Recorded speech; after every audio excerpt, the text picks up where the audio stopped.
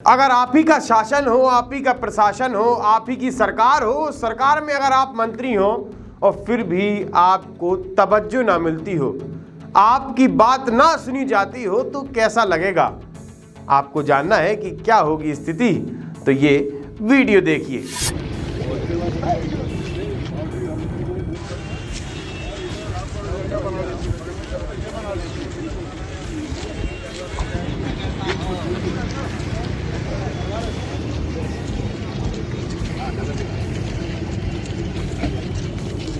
ये है मध्य प्रदेश शासन के ऊर्जा मंत्री प्रद्युम्न सिंह तोमर, जो कि बिना चप्पल के अपने ही क्षेत्र ग्वालियर में पैदल चल रहे हैं। उनके पैर में कांटे, उनके पैर में पत्थर कंकड़ गड़ रहे हैं और वो यही कह रहे हैं, जब तक सड़क नहीं बन जाती, जब तक व्यवस्थाएं नहीं सही हो जाती, तब तक मैं ऐसी सड़कों पर ऐसे ही चलूंगा। इससे पहले भी प्रद्युम्न सिंह तोमर कई बार नाली साफ करते, कई बार अस्पतालों में घूमते नजर आ गए हैं। वो अपने ही प्रशासन की, अपने ही शासन की, अपनी ही व्यवस्थाओं की बार बार आलोचना करते नजर आते हैं। हाल फिलहाल में भारतीय जनता पार्टी में है, लगभग 15 महीने की सरकार में वो कांग्रेस पार्टी से विधायक थे, साथ ही मंत्री भी थे और अब मध्य प्रदेश के ऊर्जा मंत्री हैं। हम अपनी खबरिया को शुरू करेंगे। नमस्कार, मैं आशुतोष भार्गव, आप देख रहे हैं आयुध।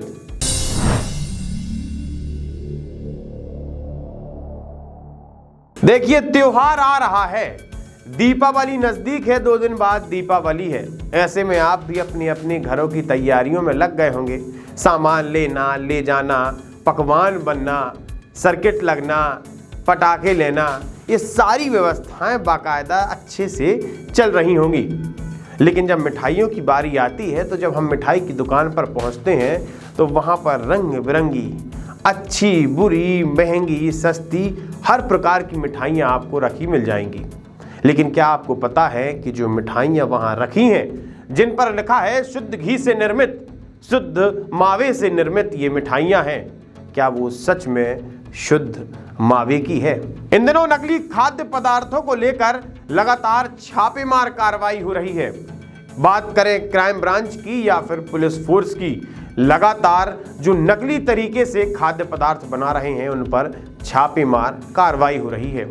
उनमें से भी सबसे खास मावा, किस प्रकार से प्रदेश के अलग अलग शहरों से मावा इकट्ठा किया जा रहा है, जो कि पूरी तरह से नकली है। अगर बात 17 तारीख की जाए, तो 17 तारीख को 100 कुंटल नकली मावा ग्वालियर से जब्त किया गया। इसी के साथ 18 तारीख को 200 कुंटल और 19 तारीख को 100 कुंटल मावा ग्वालियर से जब्त किया गया। साथ ही 20 तारीख को ग्वालियर से लगभग 16 क्विंटल नकली मावा और साथ ही 6 कुंटल नकली पनीर जब्त किया गया। आप जरा गौर कीजिए, श्योपुर, ग्वालियर और मुरैना, यहां प्रदेश का सबसे ज्यादा नकली मावा बनाया जाता है, जिसके बाद इस मावे को उत्तर प्रदेश, राजस्थान सहित मध्य प्रदेश में भी भेजा जाता है। अलग अलग जिलों में इस नकली मावे को भेजा जाता है। इसी के साथ ही रीवा, सिंगरौली और सीधी में भी नकली मावा बनाया जाता है, क्योंकि वहां से भी उत्तर प्रदेश की बॉर्डर लगी हुई है। और अगर मध्य प्रदेश के निचले क्षेत्र की बात की जाए, रतलाम, मंदसौर, इंदौर, यहां पर भी भारी मात्रा में नकली मावा पकड़ाता है। अब जरा देखिए, जितने भी स्पॉट्स मैंने आपको बताए हैं, ये सारे सीमाओं से लगे हुए हैं। अलग अलग प्रदेशों की सीमाएं यहां से लगी हैं। अलग अलग प्रदेशों में इस नकली मावे को भेजा जाता है, बेचा जाता है और जो भी मावा बचा होता है, वो राजधानी भोपाल भेज दिया जाता है। बड़े बड़े टोकरी में, बड़े बड़े गल्लों में, बड़े बड़े बोरों में इस नकली मावे को राजधानी भोपाल तक लाया जाता है। यहाँ पर छोटे छोटे स्तर में बड़ा एक रैकेट चलता है, जो कि अलग अलग जिलों में मावे को ट्रांसपोर्ट करता है। अगर पिछले 10 दिन की बात की जाए, तो पिछले 10 दिनों में मध्य प्रदेश में लगभग 3000 क्विंटल नकली मावा पकड़ाया है। और भी मावा पकड़ाया होगा, लेकिन कई मामले वहीं पर रफा दफा कर दिए जाते हैं। लेकिन प्रश्न ये भी उठता है कि जब दीपावली, होली और रक्षाबंधन आती हैं, तभी इस नकली मावे को क्यों पकड़ा जाता है? 3000 क्विंटल अगर मावा बनता है, तो एक दिन में तो बन नहीं जाएगा। उसको बनाने में भी एक लंबी प्रक्रिया चलती होगी। जब दीपावली या कोई भी बड़ा त्यौहार आता है तो उस मावे को निकाला जाता होगा। तो इस पर पूरी तरह से प्रशासन की कहीं ना कहीं भूल, कहीं ना कहीं लापरवाही नजर आती है, जिसकी वजह से जब मावे को ट्रांसपोर्ट किया जाता है तो उसी समय चलते फिरते उस मावे को पकड़ लिया जाता है। त्योहार आ रहे हैं, सतर्क रहिए, घर में बनी मिठाइयां ही खाइए तो आपके लिए फायदेमंद होगी। कल मतलब 20 अक्टूबर को दोपहर 12 बजे खबर आती है कि मुरैना में बॉम्ब ब्लास्ट हुआ है। उस बॉम्ब ब्लास्ट में कई लोग घायल हुए हैं तो कई लोगों की मौत हो गई है। लेकिन जब मामला पता लगता है तो मामला ये है कि उस स्थान पर अवैध तरीके से पटाखे बनाए जाते थे, जिसके बाद उसमें आगजनी हुई। विस्फोट इतना तेज था कि धमाके के बाद 2 मकान पूरी तरह से ढह गए और उसके नीचे कई लोग दब गए। जब रेस्क्यू टीम आई, रेस्क्यू टीम ने जब रेस्क्यू किया तो उसमें से लगभग 4 डेड बॉडी निकाली गई। साथ ही 6 लोगों को निकाला गया जिन्हें ग्वालियर रेफर किया गया है, जो कि गंभीर रूप से घायल हैं। असल में जमील खान अवैध तरीके से पटाखे बनाता था। उसने एक घर किराए से लिया था जहां पर वो पटाखे बनाने का काम करता था। उस दिन उसकी पत्नी उस घर में थी। अचानक से उस घर में आग लगी और पटाखों का विस्फोट हुआ, जिसके बाद कई लोगों ने अपनी जान से हाथ धो दिया। उस विस्फोट में अन्नो खान, जमील खान की पत्नी, जोया खान, जमील खान की 8 साल की बच्ची, निर्मल जैन जो कि उनके पड़ोसी थे, और विजय नामक बच्चा जिसकी उम्र 7 साल की थी, साथ ही जितेंद्र जिनकी उम्र 42 साल है, जो लोग अपनी जान से हाथ धो बैठे हैं। इसी के साथ 6 लोग बुरी तरह से घायल भी हुए हैं।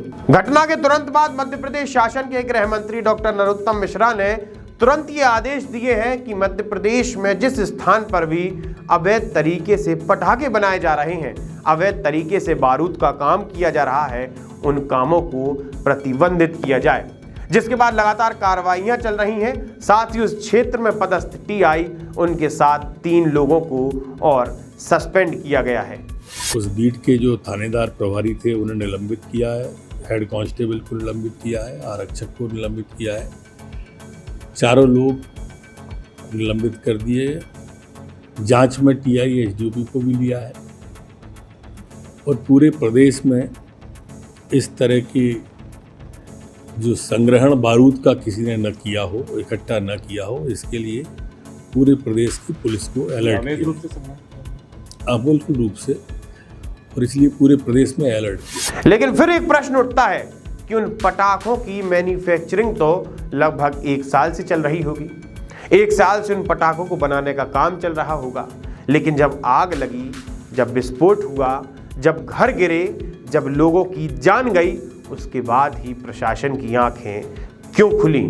एक बार फिर पुलिस प्रशासन की लापरवाही सामने नजर आती है। मध्य प्रदेश में 2023 के चुनाव हैं, साथ ही 2024 के भी लोकसभा चुनाव नजदीक हैं, जिसको लेकर की सभी लोग अपनी तैयारियों में जुटे हैं। सभी लोगों का मतलब राजनेता, भारतीय जनता पार्टी, कांग्रेस पार्टी और देश भर की तमाम राजनीतिक पार्टियां तैयारियों में लगी हुई हैं।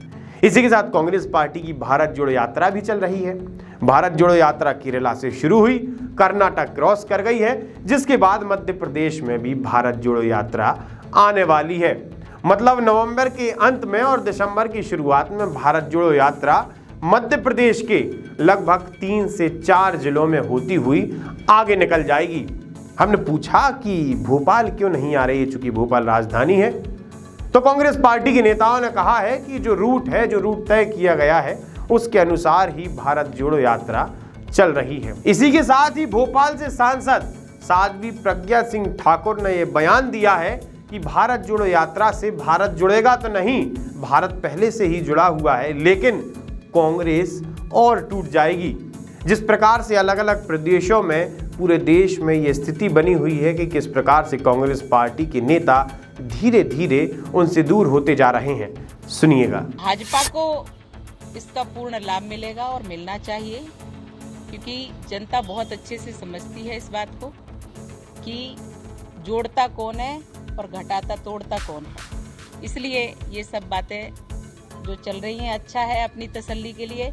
वो भारत इसलिए घूम रहे हैं कि चलो एक बार इस देश को देख ले, क्योंकि जनता उन पर टूट पड़ती है इसलिए, बाकी कुछ और नहीं है। जहाँ जहाँ जा रहे हैं वहाँ तो टूट ही रही है कांग्रेस, और जहाँ नहीं जा रहे हैं वहाँ भी टूट रही है। इसलिए इस विषय पे कुछ क्या कहें, सब देख रहे हैं। इस बयान के बाद अब कांग्रेस पार्टी के भी लगातार बयान सामने आएंगे।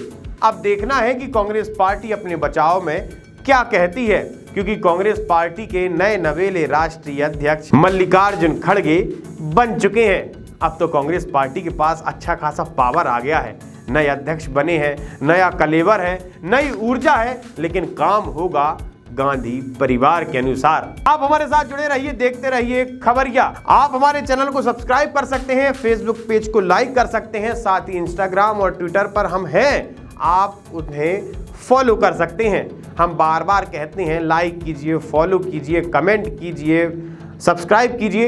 एक बार में लाइक, सब्सक्राइब, फॉलो करिए, बात खत्म।